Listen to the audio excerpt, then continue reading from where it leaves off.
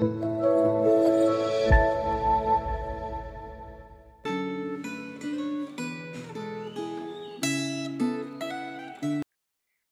saudara-saudara yang terkasih di dalam Tuhan. Di tengah-tengah situasi dunia yang kian keruh ini, biarlah firman Tuhan itu terus menggema di dalam hati kita untuk meneduhkan dan meneguhkan hati setiap umat yang berseru kepadanya. Allah yang adil dan baik, itu menjadi tema perenungan refleksi Gema pada hari ini.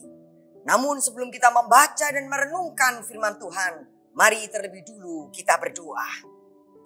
Hati kami siap dan terbuka untuk membaca dan merenungkan sabda-Mu ya Tuhan. Mohon Allah Roh Kudus membimbing dan memimpin setiap kami. Di dalam nama Kristus kami berdoa. Amin. Saya akan membacakan firman Tuhan dalam kitab Ulangan pasalnya yang ke-28 ayat 47 sampai ayatnya yang ke-49. Demikian sabda Tuhan. Kamu tidak mengabdi kepada Tuhan Allahmu dengan sukacita dan hati yang gembira, walaupun dalam segala kelimpahan. Karena itu kamu akan mengabdi kepada musuh yang akan dikirim Tuhan melawan kamu, dengan menanggung lapar dan haus, dengan telanjang dan kekurangan segala kalanya. Ia akan memasang kuk besi ke atas tengkukmu sampai kamu dipunahkannya. Tuhan akan mendatangkan kepadamu suatu bangsa dari jauh, dari ujung bumi. Bangsa itu seperti Raja Wali yang menyambar dan bahasanya tidak kamu mengerti. Amin. Saudara, kamu tidak mengabdi kepada Tuhan Allahmu dengan sukacita dan hati yang gembira, walaupun dalam segala kelimpahan. Itu dicatat sebagai perkataan Musa di dalam ayatnya yang ke-47. Setelah ketika bangsa Israel menjadi kaya, mereka justru melupakan Tuhan Allah. Sehingga mereka kehilangan sukacita dalam hidup mereka dan hati yang penuh dengan riang gembira. Hidup dengan kegelimangan harta benda yang berlimpah ternyata membuat bangsa Israel terlena. Dan mereka tidak punya waktu untuk Tuhan. Atau mereka tidak punya keinginan hati untuk melayani Tuhan. Menjadi sebuah pertanyaan bersama bagi setiap kita. Apakah keadaan semacam ini juga bisa terjadi pada orang Kristen masa kini? Di dalam ayat 46 sampai ayatnya yang ke-68. Menyebutkan beberapa daftar kutukan yang cukup mengerikan. Dan menariknya kutukan tersebut digambarkan sebagai berasal dari Allah sendiri. Pernyataan yang paling gamblang terdapat di dalam ayatnya yang ke-63. Seperti Tuhan bergembira atas kamu untuk berbuat baik kepadamu dan membuat kamu banyak. Demikianlah Tuhan akan bergembira atas kamu untuk membinasakan dan memunahkan kamu. Kamu akan dicabut dari tanah kemana kamu pergi untuk mendudukinya. Setelah kata punah itu melukiskan dua hal. Yang pertama, sebagai hasil akhir dari puncak murka Allah. Dan yang kedua, itu sebagai simbol pembuangan dari hadirat Allah. Cara Allah memunahkan mereka dalam perikop ini, yaitu dengan kutukan yang beruntun dan bergelombang. Dan tingkat kekuatan kutukan ini makin lama semakin keras dan semakin mematikan. Setelah hal ini tidak berarti bahwa Allah itu suka membinasakan dan menghancurkan. Di bagian Alkitab yang lain kita melihat betapa menyakitkannya bagi Tuhan ketika ia harus menghukum umatnya. Saudara-saudara, jika Allah tidak suka menghukum orang berdosa, bagaimana kita memahami pernyataan bahwa Dia berkenan membinasakan orang yang memberontak? Sesungguhnya hukuman bagi orang yang berbuat jahat itu baik bagi orang itu. Sehingga Allah senang melakukannya meskipun hati Allah itu sangat sakit saat melakukan penghukuman itu. Saudara, pesan ini penting. Tuhan membenci ketidaktaatan Dan kita harus bertanggung jawab membagikan hal ini kepada orang lain.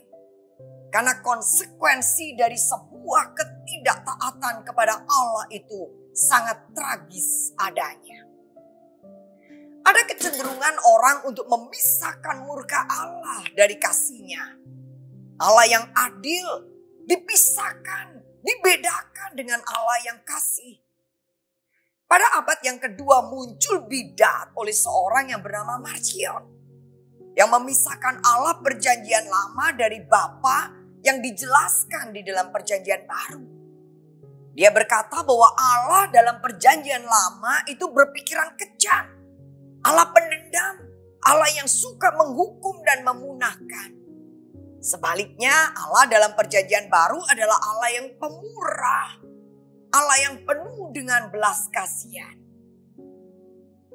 Pada pertengahan abad ke-20 ada teolog yang berusaha menghilangkan murka dari sifat Allah. Demikian pula saudara-saudara dengan pengajaran sesat yang sedang ramai dibicarakan masa kini. Yang sangat menonjolkan akan Allah di dalam Kristus yang penuh kasih. Dan tidak suka dengan Allah yang adil, Allah yang menghakimi, dan Allah yang menghukum akan umatnya.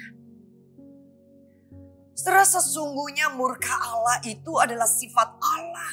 Seperti yang ditunjukkan dalam perjanjian lama maupun dalam perjanjian baru. Dalam kitab Roma misalnya. Murka itu mencerminkan sikap Allah terhadap kejahatan. Jika Tuhan membiarkan kejahatan, berarti Allah tidak adil atau Allah itu tidak baik. Hukum kejahatan itu baik agar kebaikan itu tetap baik. Sebuah pertanyaan refleksi bagi kita. Bagaimana seharusnya sikap kita kepada Allah yang adil dan yang baik itu?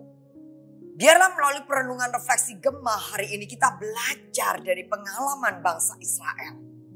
Mari kita tidak mengulangi akan kedegilan dan kebodohan Israel dalam sejarah kelam dengan kita tidak meninggalkan Tuhan dalam hidup kita. Nats firman Tuhan hari ini merupakan sebuah peringatan Tuhan kepada bangsa Israel yang berubah setia dan tidak lagi hidup menyenangkan hati Tuhan. Saudara, biarlah peringatan ini pula menjadi teguran yang mengingatkan kita untuk tetap setia di dalam hidup mengikut Tuhan, di dalam hidup melayani Tuhan dengan sukacita, baik ketika masa sulit, baik ketika kehidupan itu penuh dengan krisis dan tantangan, maupun dalam kehidupan yang sukacita, dalam kehidupan yang lancar dan nyaman. Kita tetap hidup setia, hidup memperkenankan, dan hidup mempermuliakan Tuhan Allah yang kita kenal dan kita sembah di dalam nama Tuhan kita, Yesus Kristus. Amin. Mari kita berdoa. Biarlah kebenaran firman-Mu itu ya Tuhan senantiasa memimpin dan menuntun hidup kami menjadi umat Tuhan yang setia dan senantiasa hidup memperkenankan hati Tuhan. Terpuji dan termulialah nama-Mu. Dalam nama Kristus kami berdoa. Amin. Selamat menampai hari dalam firman dan hiduplah senantiasa dalam ketaatan setia kepada Tuhan. Tuhan memberkati.